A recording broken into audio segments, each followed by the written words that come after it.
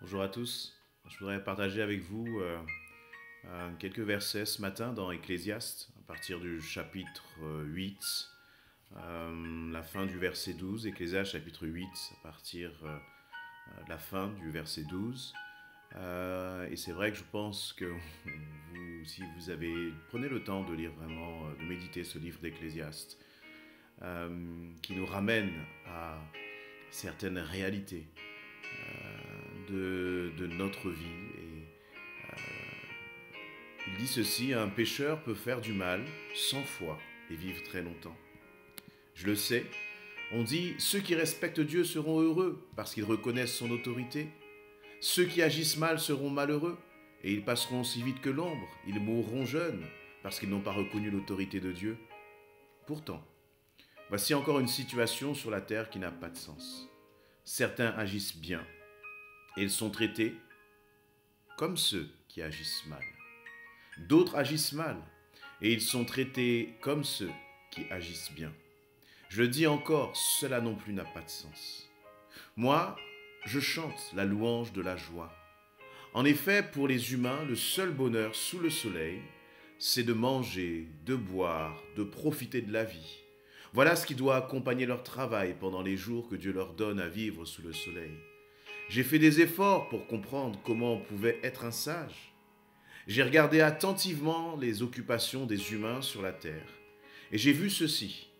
Même en restant éveillés nuit et jour, nous ne pouvons pas découvrir comment Dieu a agi à travers tout ce qui arrive sous le soleil. Les humains peuvent se fatiguer pour chercher, ils ne trouvent pas. Et même si le sage dit « je sais », il ne peut pas comprendre. Ecclésiaste chapitre 9 à partir du verset 1, oui, j'ai réfléchi sur tout cela. Et voici ce que j'ai trouvé. Ceux qui agissent bien, les sages, comme leurs activités sont dans la main de Dieu. Les humains ne savent même pas s'ils connaîtront l'amour ou la haine. Ils ne peuvent rien prévoir. C'est pareil pour tout le monde. Les mêmes choses arrivent à celui qui agit bien et à celui qui agit mal. À celui qui est bon et à celui qui est mauvais. À celui qui est pur et à celui qui ne l'est pas. À celui qui offre des sacrifices et à celui qui n'en offre pas. Il n'y a pas de différence entre celui qui est bon et le pécheur, entre celui qui fait des promesses à Dieu et celui qui a peur d'en faire. Les mêmes choses arrivent à tous. Et c'est mauvais pour tout ce qui se passe sous le soleil. C'est pourquoi le cœur des humains déborde de méchanceté et ils sont stupides pendant toute leur vie. Ensuite, ils meurent. Voilà des paroles, un constat en fait que l'Ecclésiaste fait. Il est là en observateur de la vie. Et il voit que effectivement, il constate que le soleil brille sur le bon comme sur le méchant. Ce matin, j'ai vécu un moment assez particulier. C'est que en l'espace de quelques minutes, j'ai reçu de bonnes nouvelles de la part de frères et de sœurs pour lesquels nous prions parce que nos bien-aimés se trouvent sur le lit d'hôpital dans une situation critique. Et il m'envoyait ces messages en me disant, voilà, ça va beaucoup mieux. Pour un tel, il commence à se relever. Pour un autre, depuis 2 semaines, c'est la première fois que le médecin me dit, il commence à y avoir un signe encourageant. Et en même temps, en parallèle de cela, je voyais des messages, parce que c'était l'anniversaire de 2 de nos sœurs, de réjouissance. Et on leur souhaitait justement un joyeux anniversaire et vraiment des messages d'amour, des messages de communion fraternelle, d'encouragement et de joie. Et dans la minute qui suit, j'allais dire comme cette bouffée d'oxygène, eh bien nous avons eu ce message de notre sœur qui vient de perdre son papa. Et vraiment, moi, c'est bousculer ces sentiments, c'est-à-dire que la joie a côtoyé la tristesse de la séparation. Même si j'ai cette assurance et cette joie que notre frère va aller vers son Père maintenant, notre Père céleste. Et pourtant, eh bien, il y a quand même cette douleur de la séparation.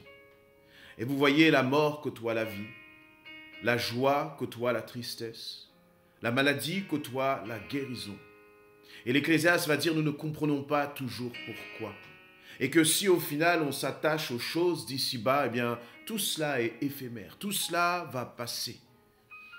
Et ne nous trompons pas, nous qui sommes enfants de Dieu, qui avons donné notre vie à Jésus-Christ, ne croyons pas que nous allons passer uniquement par des moments de joie. Oui, il y en aura, mais il y aura aussi des moments difficiles. Oui, il y aura des moments de paix, mais il y aura des moments aussi d'épreuves, intenses parfois. Mais même dans ces moments-là, le Seigneur dit qu'il ne nous mettra pas d'épreuves au-delà de nos forces. Quel que soit ce que nous traversons, quel que soit ce que nous pouvons vivre, vraiment le Seigneur nous dit qu'il est avec nous. Et c'est ce qui fait aussi la différence. C'est quand dans le malheur, eh bien, le Seigneur est avec nous. Dans le malheur, nous avons un réconfort, nous avons un puissant soutien. Et effectivement, le soleil brille sur le bon comme sur le méchant. La maladie peut frapper aussi celui qui est enfant de Dieu. Mais même dans ces moments, notre Dieu est grand. Je recevais un témoignage tout à l'heure de notre sœur, d'une de nos sœurs qui a passé là vraiment plus d'une semaine vraiment de souffrance, de douleur à l'hôpital. Et elle me disait que depuis qu'elle est à l'hôpital, eh bien, elle a vraiment senti la présence du Seigneur. Et c'est là où vient toute la différence, c'est là qu'est toute la différence. Celui qui est enfant de Dieu dans la vallée de l'ombre de la mort, il réalise que le Seigneur est avec lui. Dans la vallée de l'ombre de la mort, la paix du Seigneur est sur lui, même si c'est difficile. Il sent vraiment toute la grâce du Seigneur. Et vraiment, ces quelques paroles de l'Ecclésiaste doivent donner un sens à notre existence. Nous ne vivons pas pour ce qui est ici-bas, mais nous vivons pour l'éternité. Et même dans le temps que nous traversons ici-bas, nous savons que notre Dieu est un Dieu juste. Il est omniscient. Nous savons que notre Dieu est un Dieu souverain et que dans sa souveraineté, il nous aime. Il est avec nous. Ne discutons pas les décisions de notre Dieu, mais simplement mettons-nous sous sa divine protection. Laissons-nous envelopper dans ses bras d'amour. Plutôt que de souvent demander pourquoi, remercions le Seigneur simplement parce que nous sommes enfants de Dieu. Parce qu'il s'est mis sur notre chemin. Il a arrêté, il a donné un sens à notre vie.